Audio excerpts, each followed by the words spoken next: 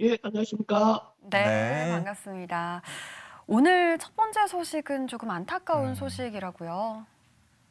네, 그렇습니다. 얼마 전 나주에서 안타까운 일이 생겼는데요. 나주 제1선거구 김우진 도의원이 갑작스레 운명을 달리했습니다. 그래서 내년도에 보궐선거가 있을 것이라 예상했는데요. 보궐선거가 치러지지 않는다고 합니다.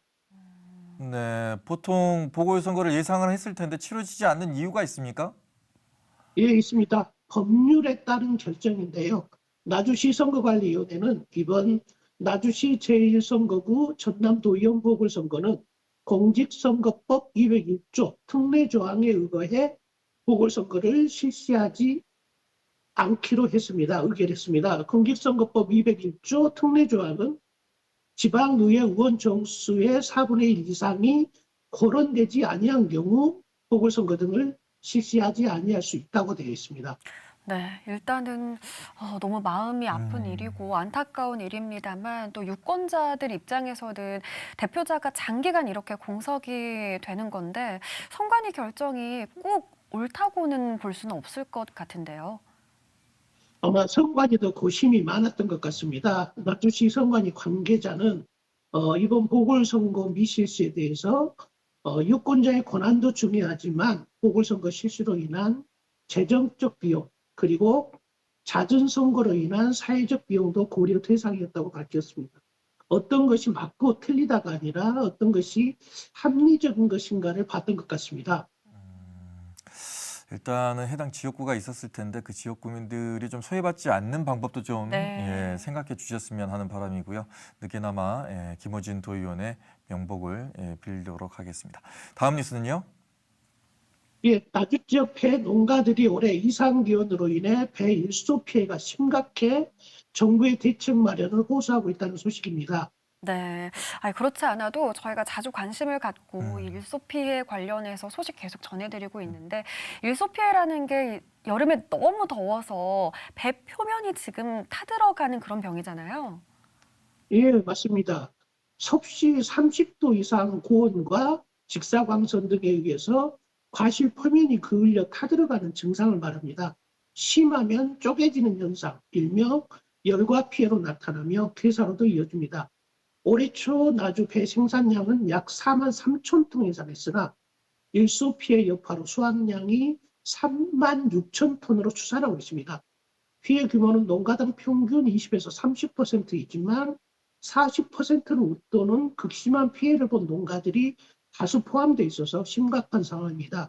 이에 나주배 농가들은 일소 피해가 자연재해임을 인정해줘야 한다고 주장하고 있습니다. 네. 이 주장에 대해서 전라남도라든가 나주시는 어떻게 반응하고 있습니까? 전남도나 나주시도 농민들의 주장에 좀 호응하고 있는 상황입니다. 전남도도 정부의 폐일소 피해, 복구비 지원 등을 지속적으로 건의하고 있고 나주시도 자연재해 인정을 정부에 촉구하고 있습니다. 네. 농작물 재해 보험도 있고 그리고 음. 자치단체별로 다양한 구제책이 마련돼 있진 않나요? 예, 있습니다. 근데 농작물 재해보험은 자연재해로 인해 발생하는 농작물 피해를 입었을 때 보상받을 수 있지만 일소 피해는 생리장애로 분류돼 있어서 보상받기가 어려운 상황입니다. 나주시의 경우 일소 피해 농가를 위한 저품위가 시장 격리, 그리고 과수 수세 회복에 필요한 농자재 등을 지원하고 있습니다. 특히 가공용 배 시장 격리 지원 사업 예산을 기존 2억에서 4억 원으로 좀 증액한 상태고요. 20kg 컨테이너 박스당 농가 수치 금액을 2천 원에서 4천 원으로 확대한 상황입니다. 네.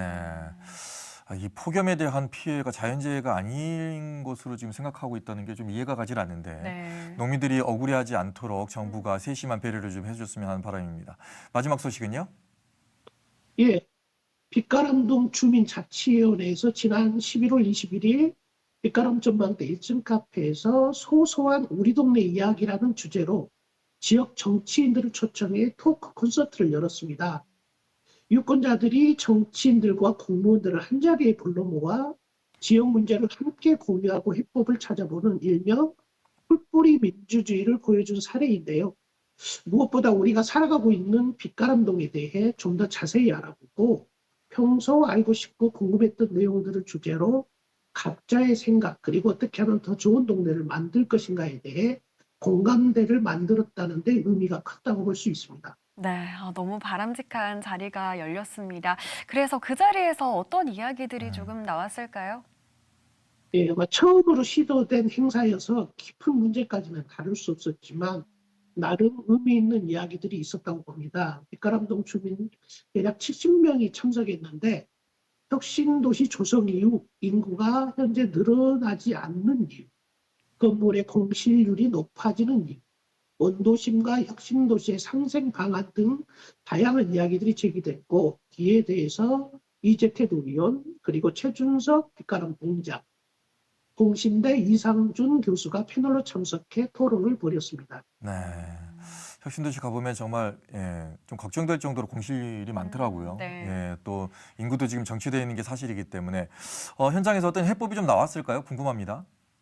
예, 좀 다양한 이야기들이 오갔습니다. 패널 모두가 좀 공통으로 이야기한 부분은 에너지 관련 민간 기업이 좀 더 많이 유입되었으면 좋겠다. 그리고 그러한 민간 기업이 자리 잡을 수 있도록 활발한 지원과 함께 교육, 의료 등의 주거 환경 문제는 반드시 좀 선행되어야 한다는 것이었습니다. 네. 어쨌든 이런 이야기들이 주민들의 주도로 열린 자리에서 오갔다는 게 정말 저희가 듣기에도 너무 기분 좋은 소식인 네. 것 같고요. 부럽기도 합니다. 이런 자리가 앞으로도 많이 더 늘었으면 하는 바람입니다. 자, 오늘 이야기 여기까지 나누도록 하겠습니다. 지금까지 나주신문 박철환 기자와 함께했습니다. 오늘 고맙습니다. 고맙습니다. 예, 고맙습니다.